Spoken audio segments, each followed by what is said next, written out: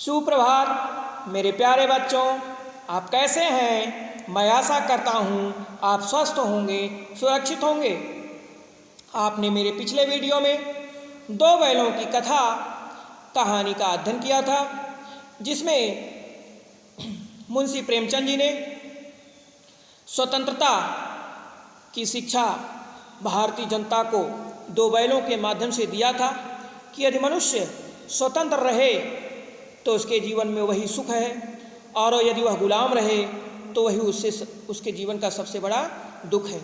तो उसी की कड़ी में आज मैं कक्षा 9 की पाठ्य पुस्तक क्षितिज भाग 1 के पाठ संख्या 2 लहासा की ओर, जो कि गद्य खंड से उद्धृत किया गया है, उसके प्रथम मॉड्यूल के साथ आपके समक्ष उपस्थित हुआ हूँ। तो लहासा की ओर राहुल सांस्कृत्यायन जी की एक अनूठी रचना है।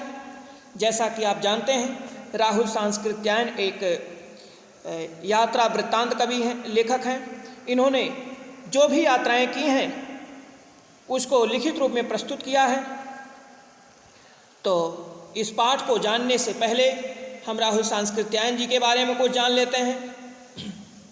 राहुल सांस्कृत्यायन जी कहते हैं कि सैर कर दुनिया की गाफिल जिंदगानी फिर कहाँ, सैर कर दुनिया की गाफिल जिंदगानी फिर कहाँ, और जिंदगी गर कुछ रही तो नौजवानी फिर कहाँ, जिंदगी गर कुछ रही तो नौजवानी फिर कहाँ।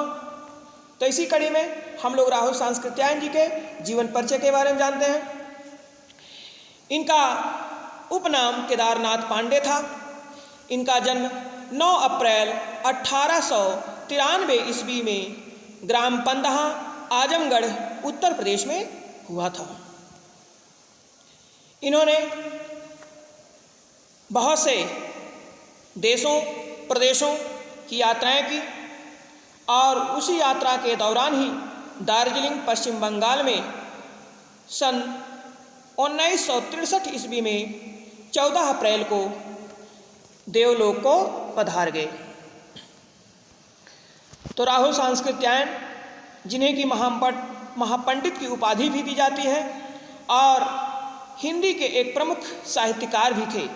वे एक प्रतिष्ठित बहुभाषाविद थे। कहा जाता है कि हिंदी में अगर कोई सबसे ज़्यादा भाषा का जानकार था तो वह कौन थे? राहुल सांस्कृत्यायन जी। और 20वीं सदी के पूर्वार्ध में इन्होंने यात्रा वृत्तांत, यात्रा साहित्य तथा विश्व दर्शन के क्षेत्र में साहित्यिक योगदान किया। वह हिंदी यात्रा साहित्य के पितामह कहे जाते हैं। बौद्ध धर्म पर उनका शोध हिंदी साहित्य में युगांतरकारी माना जाता है, जिसके लिए उन्हें तिब्बत से लेकर श्रीलंका तक भ्रमण किया था, और इसके अलावा उन्होंने मध्य एशिया तथा कॉकेशस भ्रमण पर भी यात्रा वृत्तांत लिखे हैं, जो साहित्यिक दृष्टि से बहुत ही महत्वपूर्ण हैं। इन्होंने बहुत सी रचनाएं की हैं, जैसे कि आपके पाठ्यक्रम में भी है तिब्बत की ओर, गंगा से बोलगा इत्यादि इनकी प्रमुख रचनाएं हैं। तो चलिए इस पाठ पर आगे बढ़ते हैं। तो पाठ को जानने से पहले पाठ का सार जान लेते हैं। लहासा की ओर पाठ एक यात्रा वृत्तांत है। इस पाठ में राहुल जी की प्रथम तिब्बत यात्रा का वर्णन किया गया है। इसे राहुल जी ने बड़े ही रोचक शैली में लिखा है। लेखक ने उस समय के तिब्बत के जनजीवन, संस्कृति और लोगों का बहुत ही सुंदर वर्णन किया है।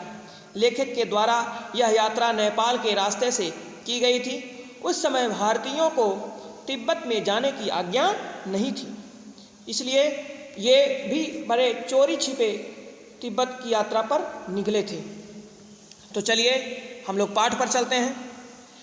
लहासा की ओर नामक यात्रा वृत्तांत में राहुल सांस्कृत्यायन जी ने सन 1929 से 30 में नेपाल से तिब्बत जाने के दुर्गम रास्तों का रोमांचकारी वर्णन किया है।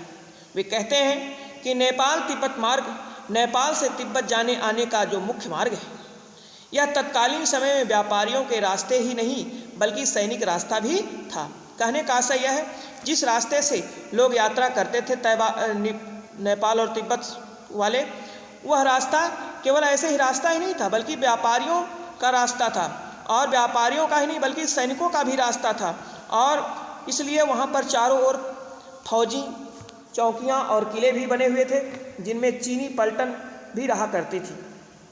आज उन्हीं किलों में किसानों ने अपना बसेरा बना लिया है, क्योंकि वहाँ से चीनी पलटनें इत्यादि सब हट गई हैं, जिसके कारण अब वहाँ पर किसानों ने अपना बसेरा बना लिया, वहाँ पर किसान लोग रहते हैं।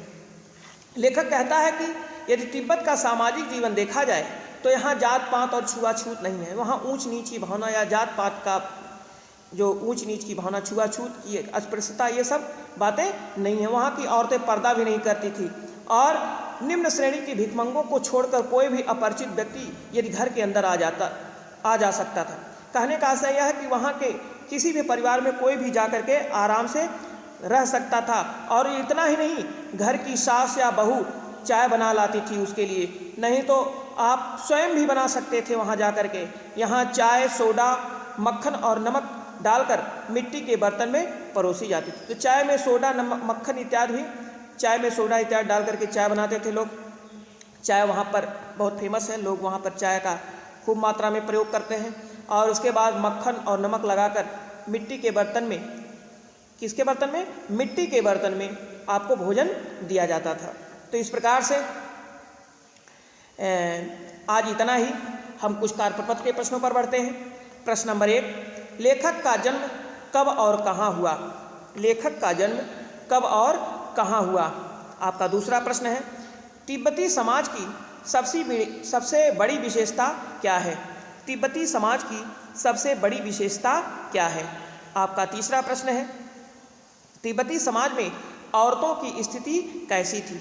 तिब्बती समाज में औरतों की स्थिति कैसी थी तथा तिब्बती स्त्रियां अतिथि का सत्कार कैसे करती थी? तथा तिब्बती स्त्रियां अतिथि का सत्कार कैसे करती थी? आपका चौथा एवं अंतिम प्रश्न है, तिब्बती चाय में क्या क्या डालते हैं? तिब्बती लोग चाय में क्या क्या डालते हैं? तो आज बस इतना ही।